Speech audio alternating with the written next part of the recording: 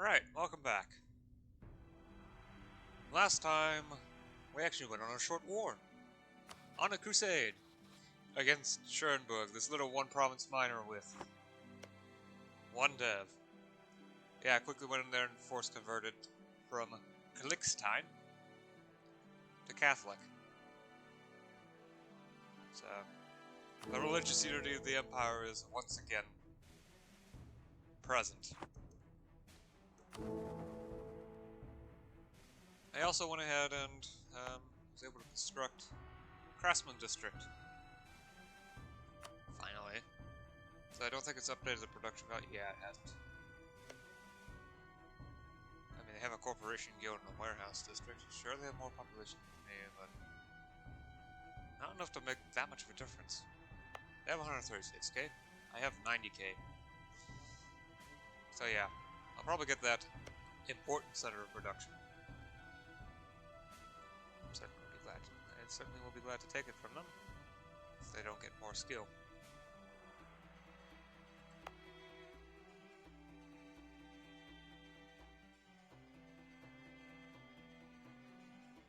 Because if they are allowed to upgrade it, there's going to be trouble, or at least it will strengthen them.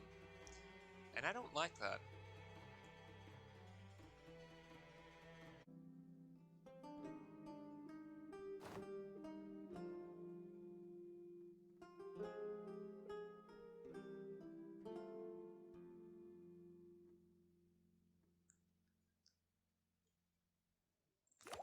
Alright, so, well, first, let's get this out of the way.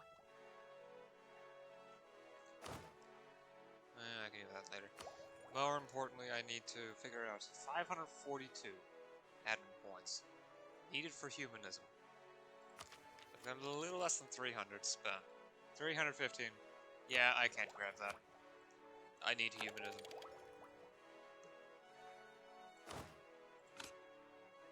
Oofnesses. Bohemian Tabor Infantry. During the Hussite Wars of the 15th century, Hussite rebels developed the novel tactic of using Tabor wagons.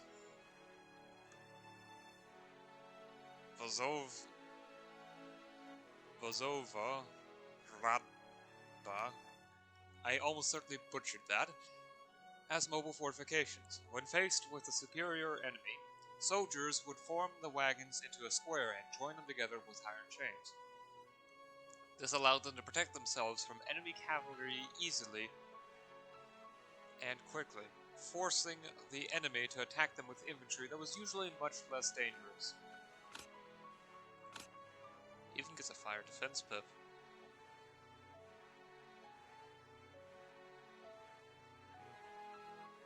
So 14 pips in total, this has 10, 11. Yeah, okay.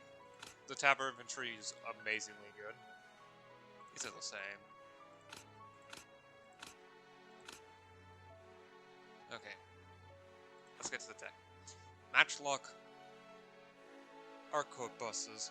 Matchlock arquebuses were firearms that were much lighter and more accurate than the more primitive handguns. Designed to be carried by an infantryman, they could be reloaded in the middle of battle. Instead of using hot coals to light the gunpowder, matchlocks were lit by long matches. This made them safer, but also meant they were unreliable in the rain. Infantry fire plus 0.1. Cavalry fire plus 0.08. Along with enabling quite a few different units like the Swiss pikemen. Humanism. Scholars studying the classics were forced to admit that they were often brilliant and applicable to the modern world, despite often being written by men who worshipped strange gods or spoke different languages. They began to judge them not as heretics, but on the merits of their writing. This humanist worldview allowed them to discuss topics that would normally be banned in polite company. Alright, let's go. The next tech, block books, at least next admin tech of block books will unlock a new idea group, which I'll probably have another diplomatic.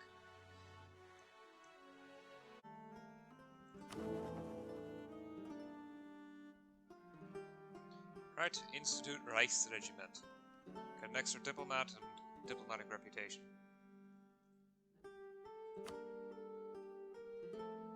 Of course, that rests all the Imperial authority and resets all the votes. Although I've got enough support to maintain 4 electors.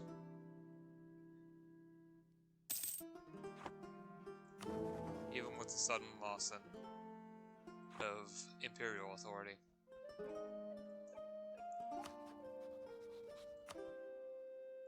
The extra diplomat, however, will help with maintaining relations with the Papal States, which is something I'm going to need.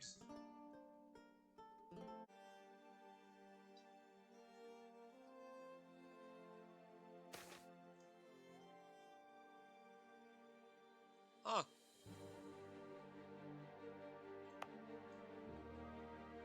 A province invested in itself. Although I have to admit, it's getting a huge amount of wealth from the silver, so it's actually not to be entirely unexpected.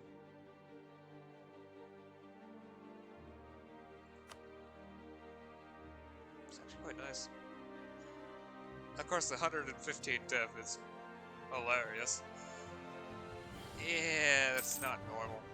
It's because of the silver mine. It's always because of the silver mine. I mean, there's this province up here, which tends to be absurd. Yeah, look at it. It's 19 dev, despite the fact it only has 50... oh, less than 60k population. And it has 20 dev. It's a lot. For reference, the 26 dev capital of Sweden, Stockholm, in Upland, has almost 200k population. Yeah, mines can do a lot. And this one hit the mother load.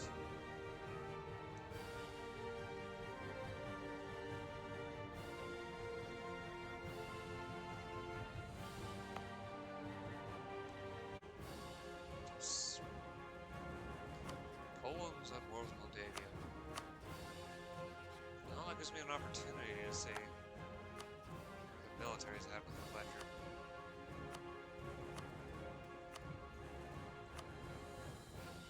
With levies likely raised. I doubt they would go without those levies. Force limit 12. I can't tell how exactly because they seem damaged. What about Lithuania? 6k, 7 force limit. And they're vassals of Pskov and Bryansk. No, not Pskov. No. Polotosk. That's what they're called, not Polotsk. This is something else. Polotosk has 6k as well. And Bryansk is way up here.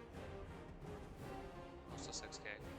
I myself have 12k and all my vassals have 2k.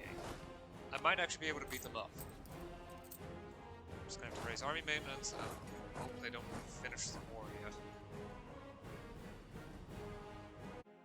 There we go.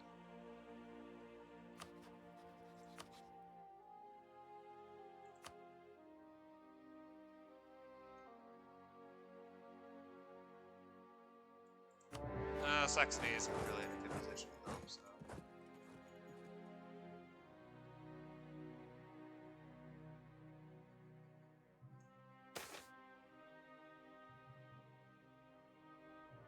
Heavily restrict looting. I do want to eventually take control of at least a large portion of Polish territory.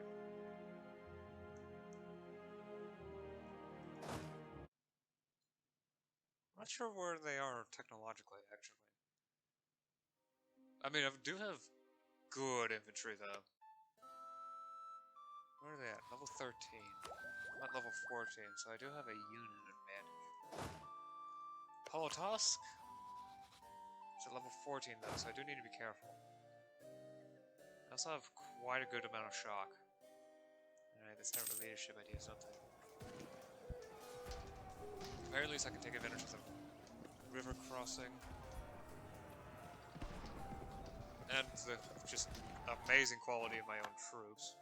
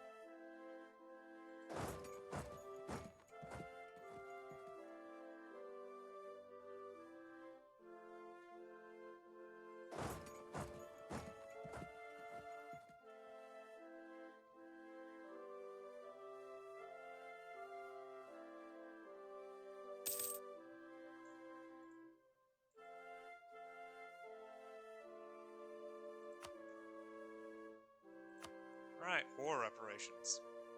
This will bolster my economy like nothing else. Especially considering the issues that integration has. Doesn't fit the agenda. I don't have the diplomatic relations for that. And it looks awful on paper. But if you look at where I actually control, it doesn't look that bad, I have to admit. Now I just need to annex the slaves and miners, which is going to be work. That is a lot of loot, so I can't just grab all of it. At least I'll get some stat points out of taking the minimum amount. And this is also needed to complete the mission. Right here. I need to complete these first. That's not going to be easy.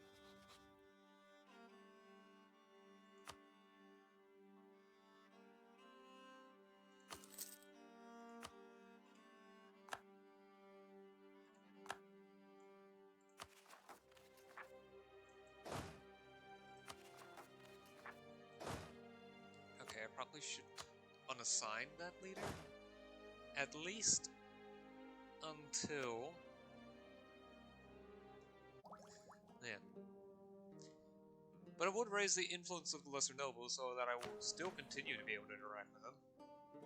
Despite anything possibly occurring. Remember, quite a bit of that lesser noble influence comes from this province. Anyway. Block books and multiple masts. Block books. Despite the spread of movable type, there was still a larger market for wood-carved block books. This was because block books could contain illustrations, similar to earlier hand-copied manuscripts. It not only meant they could be works of art in their own right, it also encouraged their dissemination among the majority of the population who were illiterate. So, another idea group, plus the, I think, second level of irrigation canals? I don't really do much with irrigation, though, so... Multiple masts. Before 1400, many ships still used only one or two masts. As ships made longer voyages, they needed even more cargo, and more room aboard ships. These larger ships demanded even more masts. Soon, three-masted ships were common. It would be aboard such a ship that Columbus made his fateful journey. Plus max colonial range. Plus trade range. Plus naval maintenance, plus settler growth. Most of the stuff is really important to me. Bohemia is at war with Nova Sil. Did they attack? Probably, actually. Our tributaries here. Nope. Defending. At war with Crimea and the Blue Horde. Nova Sil and Karja. Crimea over here, and the Blue Horde, this massive blob, which I don't actually know much about their territory, sitting behind us, are fighting two one-province miners, and the one-province miners are winning. Oh, Piety Fund. It's a new event. Led by Franciscan and Dominican monks, the Bohemian Catholic Church has announced the creation of a Mount of Piety. Since the Catholic Church believes that charging interest on loans was a sin, it made it difficult for Catholics to borrow money. After all, who would lend money when they received no benefit for doing so? Ironically, it was the church that filled that gap by establishing a piety fund. Money donated by wealthy parishioners, the Mount, that was lent out by the church to pious Catholics in need. Instead of charging interest, piety funds required borrowers to deposit a valuable possession as collateral. At the end of the year, the borrower would return the money and receive the item back, or the church would sell the item off. In essence, a kind of charitable pawn shop. Beginning in the 15th century, many countries experimented with piety funds, designed to help the needy and avoid this anniversary.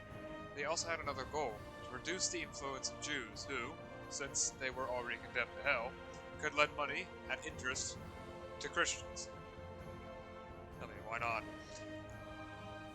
The system only worked as long as people were honest, so it should come as no surprise that most piety funds went bankrupt after some time.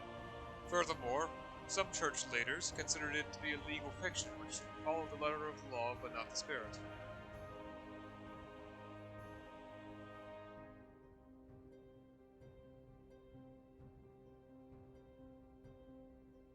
I think I might actually donate some money directly. Wouldn't last the longest. I mean, it just gets national unrest and interest random. I don't even have any loans, so. I have to admit, the foreign legitimacy is nice, though. Yeah, that's the easiest way to get a good bit of legitimacy. It's gonna take me about 4 months only to regain that money. It's gonna take me more than 2 years to get that much legitimacy. The increasing legitimacy will also help me gain more, in the way of, well, election votes. Should it eventually come around to, you know, me getting an heir and allowing elections. Anyway, that's good for the session today. Yeah, so.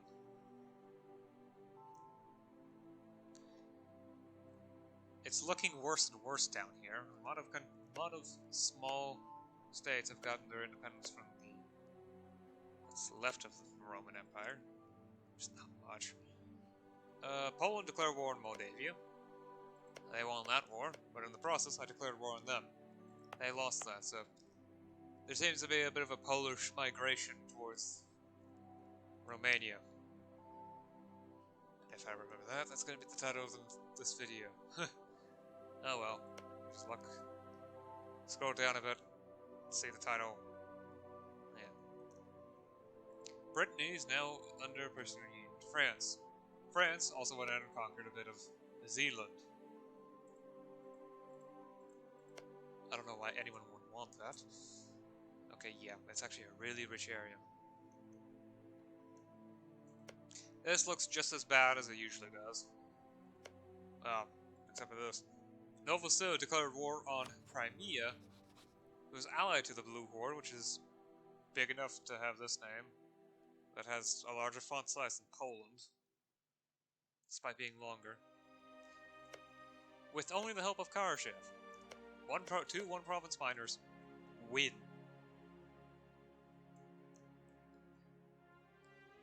Yeah. Managed to grab the regional electoral center from Mead, and now just have the local. I also, for a short period, had important center of production. That's no longer the case. I may be able to pick up the important center of trade, but that seems unlikely. Although my population is rather rapidly growing, it might be growing faster than theirs. No, not really. I mean, I am getting the benefit of having a better trade building. So I decide to build something else somewhere else. Oh well.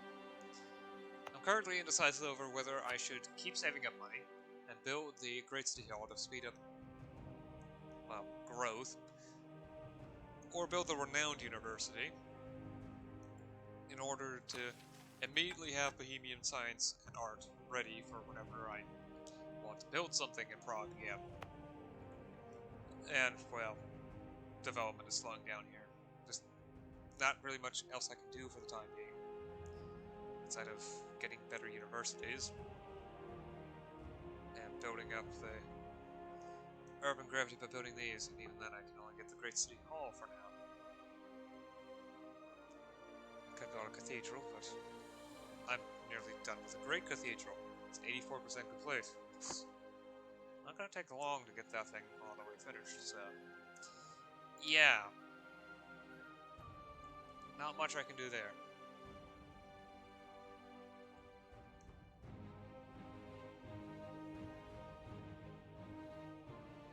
So, yeah, I guess that's it for now. Yeah, I can't really see much else changing the world other than for all announcing nice pizza. So anyway, I'll see you again next time. Until then, bye.